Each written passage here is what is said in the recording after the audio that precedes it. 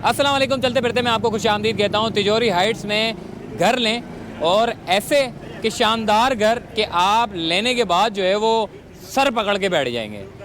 मैं थोड़ा सा उल्टा इसलिए कह रहा हूँ कि शुरू में जो बिल्डर माफिया जो होते हैं वो सबसे पहले जो है वो ये सामने जो मेरे इमारत आप देख रहे हैं जो बन रही है इस वक्त अंडर कंस्ट्रक्शन है, इसकी मैं थोड़ी सी मिसाल आपको देता हूँ किस तरीके से लोगों को लूटा जाता है। पहले तो ये तिजोरी हाइट्स बनने से पहले बहुत शानदार मंसूबा बनने जा रहा है। गैलरी में जब आप आएंगे, प्राइम लोकेशन, मेन रोड से मुत्तसिल, आपको मिलेगा आपके ख्वाबों की तकमील। और ये सारी बातें जो है वो मार्केटिंग करके आवाम को ख्वाब दिखाते हैं और जब फिर ख्वाब देखने के लिए फिर लोग बेदार होते हैं और फिर जब वो कोशिश करते हैं कि हम सारी इस ख्वाब को जो है वो पूरा करने के लिए कोशिश करें, तो फिर उसके बाद जो है पता चलता है जी जगह तो गैर कानूनी है। ये वो जगह है तिजोरी हाइट्स जिसकी बात चीफ जस्टिस ऑफ पाकिस्तान ने कही थी और पाकिस्तान रेलवेज़ ने अदालत से रुजू किया था। पाकिस्तान रेलवेज़ का ये कहना था ये जो मंसूबा आप देख रहे हैं तिजोरी हाइट्स के नाम पर, ये मंसूबा टोटल फ्रॉड है। पाकिस्तान रेलवेज़ ने दावा किया कि ये जो ज़मीन है ये हमारी मिल्कियत है, जबकि इसके ऊपर दूसरे लोग आकर बैठ गए हैं और ये कब्ज़ा हो चुका है। चीफ जस्टिस ऑफ पाकिस्तान ने कहा कि बुलाया जाए बिल्डर को।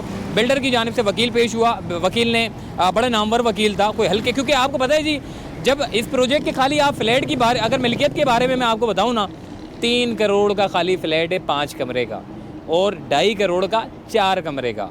अब आप देखें कि अभी ये अंडर कंस्ट्रक्शन है। इसको पहले ही चीफ साहब ने रोक लिया था 10 महीने पहले जब ये केस पाकिस्तान रेलवेज़ ने दाखिल किया था। इस केस को जब सुना गया तो इसके काम को बिल्डर को कहा गया कि इसके काम को आप जारी नहीं रखेंगे, ये काम जहां तक हुआ है वहीं तक रोक देंगे। फिर हमने देखा कि ये केस चला, तकरीबन कोई 7-8 इसकी समाअत हुई और जो recently chief justice of Pakistan ने जो हेयरिंग की है, 2 रोज़ तक इसकी हेयरिंग चली है। पहली हेयरिंग में ये कहा पाकिस्तान रेलवेज़ को कि दस्तावेज़ात पेश करें। पाकिस्तान रेलवेज़ ने दस्तावेज़ात पेश किए। बिल्डर के वकील की जानिब से जो कि बड़े नामवर वकील हैं रज़ा रब्बानी साहब, इन्होंने अदालत को मुतमईन करने में जो है वो नाकाम दिखाई दी है। उन्होंने पहले तो ये कहा कि जी ये ज़मीन हमारी है, पाकिस्तान रेलवेज़ की नहीं है, ये हमने ली है, ये सिंध गवर्नमेंट ने अलॉट की है, ये हमने कानून के तहत ली है। फिर बाद में जी चीफ जस्टिस ऑफ पाकिस्तान और जस्टिस एजाजुल हसन साहब ने जब क्रॉस क्वेश्चन किए तो उसके बाद वकील समझाने में भी खासा इधर की कभी इधर कर रहे हैं कभी उधर कर रहे हैं। फिर उसके बाद जस्टिस एजाजुल हसन साहब ने कहा कि जी हम मानते हैं कि आप जो कह रहे हैं वो ठीक है, मगर आप हमें मुतमईन नहीं कर पा रहे। आपके पास जो डॉक्यूमेंट्स है उसमें भी कभी आप सर्वे नंबर 88 कह रहे हैं, कभी सर्वे नंबर 90 कह रहे हैं, तो इसमें भी जो है वो काफ़ी झोल देखा जा रहा है। पाकिस्तान रेलवेज़ ने अपना केस पेश किया और वो जीत गए। चीफ जस्टिस ऑफ पाकिस्तान ने कहा कि आप इस इमारत को खुद गिराएंगे या फिर हम ऑर्डर दें।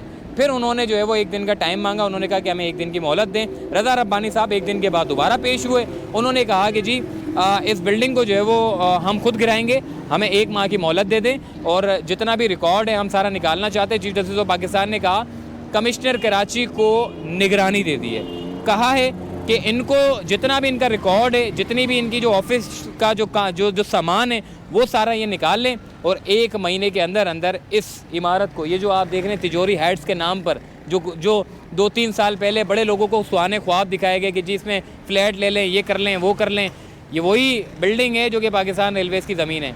ऐसी ही 36,000 रफ़ाई प्लॉट्स हैं जिनको लोगों को चूना लगाया जा रहा है। और अब जो लोग कहते हैं कमेंट करके जी चीफ जस्टिस ऑफ पाकिस्तान कहाँ थे जब ये बन रहा था, तो पहली बात तो ये कि चीफ जस्टिस ऑफ पाकिस्तान का ये काम नहीं है कि ये बिल्डिंगें जब बन रही हों, ये काम है SBCA के, ये काम है MDA के, ये काम है बोर्ड ऑफ रेवेन्यू के, ये काम है KMC के, ये काम है डिप्टी कमिश्नर्स के।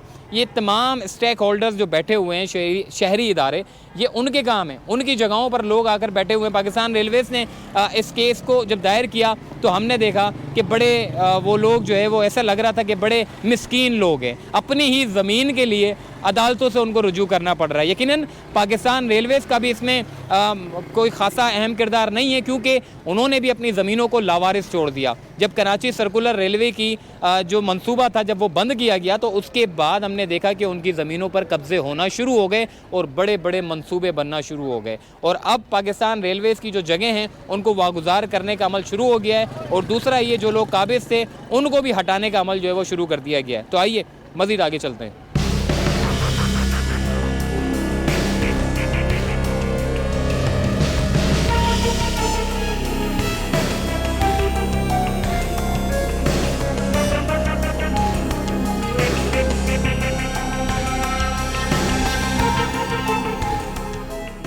जी drawing room, bedroom, fire fighting system, backup generator, 3 floor car parking, bedroom, इसके अलावा और बहुत कुछ है यहाँ पर।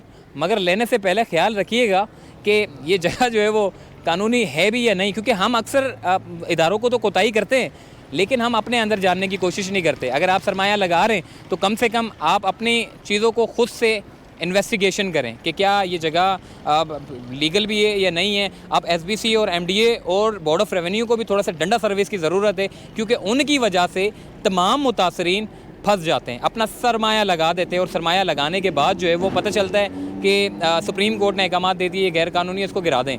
लेकिन एसबीसीए, एमडीए, बोर्ड ऑफ रेवेन्यू, ये इदारे क्या कर रहे हैं? इनकी कठपुतलियाँ किन के हाथ में? कौन लोग हैं जो सरकारी ज़मीनों के ऊपर इतने मंसूबे बना लेते हैं, प्रोजेक्ट बना लेते हैं जिसमें गरीब लोगों को, जो बेचारा अपना सब कुछ बेच के इधर फ्लैट लेता है। बहरहाल अब सुप्रीम कोर्ट ने एक अच्छा फ़ैसला ये दिया है कि जितने भी जो लोग अलॉटीज़ हैं, वैसे तो क्योंकि इस बिल्डिंग को ज़्यादा ऊपर नहीं ले जाने दिया, एक ही फ्लोर है ये, और इस बिल्डिंग को गिराने, यानी कि इस बिल्डिंग के जो अलॉटीज़ हैं वो ज़्यादा नहीं है, कम है। और चीफ जस्टिस ऑफ पाकिस्तान ने अहकाम दिए कि बिल्डर जो है वो अलॉटीज़ के, क्योंकि उनके वकील ने, बिल्डर के वकील ने खुद कहा है कि हम अलॉटीज़ से मामला जो है वो तय करने के बाद हम खुद ही जो है उनसे मामला हल कर लेंगे और उसके बाद इस बिल्डिंग को जो है वो गिरा देंगे। कमिश्नर कराची को ये जिम्मेदारी दे दी है कि जितने भी अलॉटीज़ हैं उनको उनकी पैसों की अदायगी मुकम्मल हो जाए, और दूसरा ये कि 1 महीने में इसका स्ट्रक्चर जो है वो पूरा का पूरा मुनादम कर दिया जाए। तो ओवरऑल ये अच्छी और खुशहाइन बात है कि ये 22 मंजिला 15 मंजिला इमारत खड़ी नहीं है,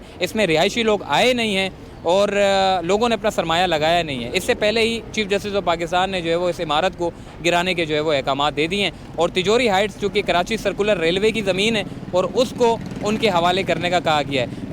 कराची सर्कुलर रेलवे के बारे में मैं ज़रूर बात करूँगा। वज़ीर आज़म इमरान खान साहब ने एक बड़ा जदीद मनसूबा कराची सर्कुलर रेलवे का बनाने जा रहे हैं, और यकीनन उनको इस तरह की जगहों की ज़रूरत पड़ेगी, और ये जैसे ही मनसूबा शुरू होगा तो उसमें कराची का जो ट्रांसपोर्ट का जो मसला है वो सबसे ज़्यादा हल होगा। लेकिन वही बात है कि जी तिजोरी हाइट्स हो या फिर नस्ला टावर हो, नस्ला टावर के बाद इस तिजोरी हाइट्स को भी चीफ जस्टिस ऑफ पाकिस्तान ने कहा कि बम से उड़ा दें इसको भी, और क्योंकि इसको बम से उड़ाने की फ़िलहाल ज़रूरत नहीं है, क्योंकि इसको हमारे मजदूर वैसे ही तोड़ देंगे। और नस्ला टावर की जहाँ तक बात है, नस्ला टावर के मुतालिक भी मैं आपको ज़रूर बताऊँगा। नस्ला टावर पर एक कमेटी तश्कील दे दी है। जो डिटोनेटर की बात की जा रही थी उसमें 3 दिन का टाइम दिया था, इश्तिहारात भी दिए गए थे कि कोई कंपनी जो बम से गिरा सकती है बिल्डिंग वो सामने आए। 3 दिन में कोई कंपनी भी सामने नहीं आई, इसलिए ये फैसला किया गया है कि कमिश्नर कराची ने एक कमेटी तश्कील दी है और उसको मैन्युअली तोड़ने का फैसला किया गया है। मैन्युअली से मुराद यही है कि हैवी मशीनरी के ज़रिए, अफरादी क़ुव्वत के ज़रिए जो है प्रोजेक्ट्स को तोड़ा जाएगा। अब देखना ये है कि किस कंपनी को मिलता है। वैसे तो बहुत सारे आ गए हैं, कबाड़िए वाले भी आ गए हैं और पता नहीं कौन कौन आ गए हैं इस कंपनी को, यानी कि इस नस्ला टावर को गिराने के लिए। हमारे जो मजदूर हैं उनके जहन ऐसे मतलब तेज़ हैं कि आपको मशीनों की ज़रूरत नहीं पड़ती, वो वैसे ही अपने हाथों के ज़रिए ही तोड़ देते हैं। तो अब ये है कि देखना ये है कि किन किन मज़दूरों को जो है वो अब बारी मिलनी है, और तमाम प्रोजेक्ट जो कि गिराने, अगर ये बम वाला जो चक्कर था अगर ये आ जाता मार्केट में तो यकीनन बेशुमार इमारतें ऐसी थी जो गैर कानूनी थी, उनको बड़ी आसानी हो जाती, बम मारते और पूरी सीधी सीधी इमारत गिर जाती। तो बहरहाल गैर कानूनी इमारतों का ख़ात्मा होना चाहिए, और चीफ जस्टिस ने कहा है कि ये अगर ना रुका तो ये कराची शहर को तबाह कर देगा और ये सिलसिला आगे भी मज़ीद जारी रहेगा। तो मुतासरीन को जो मुआवजा देने का काम है वो सिंध गवर्नमेंट का है, और सिंध गवर्नमेंट को भी अब अपना अहम किरदार अदा करना होगा कि मुतासरीन जो अपना सारा सरमाया लगा देते हैं और फिर बाद में पता चलता है बिल्डिंग गैर कानूनी है, तो वो लोग कहाँ जाएंगे? उनको मुतबादिल के लिए जो है वो सिंध गवर्नमेंट को अब अपना अहम किरदार अदा करना होगा। चलते फिरते को दीजिए इजाज़त, तब तक के लिए अल्लाह हाफ़िज़।